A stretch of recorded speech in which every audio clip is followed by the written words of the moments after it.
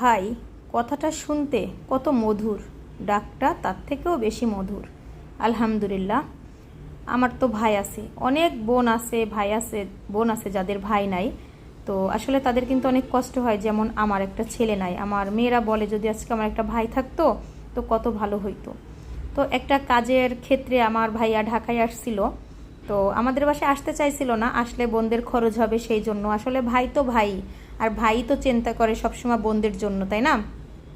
তো তারপরেও বলার পরে, আমি আপনার ভাইয়া বলার পরে সে আসবে না। আমাকে একটা কথাই বলছে, তুমি যদি রান্নাবান্না করো তোমার বাসায় কিন্তু আসবো না।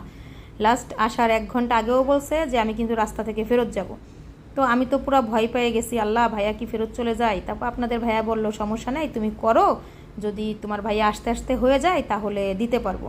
তো ইনশাল্লাহ আস্তে আস্তে রান্নাটা করতে পারছি। ওই যে ব্লু গেঞ্জি পরা হচ্ছে আমার ভাইয়া, আমার একমাত্র বড় ভাই, আমাদেরকে অনেক বেশি ভালোবাসে। শুক্রিয়া এমন একটা ভাই পেয়ে। এবং ভাবিও আলহামদুলিল্লাহ অনেক অনেক ভালো, আমাদেরকে অনেক ভালোবাসে। তো মামা তার ভাগ্নিকে যে মাংস খাওয়াই দিচ্ছে। তো সবাই ভালো থাকবেন, ভাইয়ার জন্য দোয়া করবেন। আল্লাহ হাফেজ।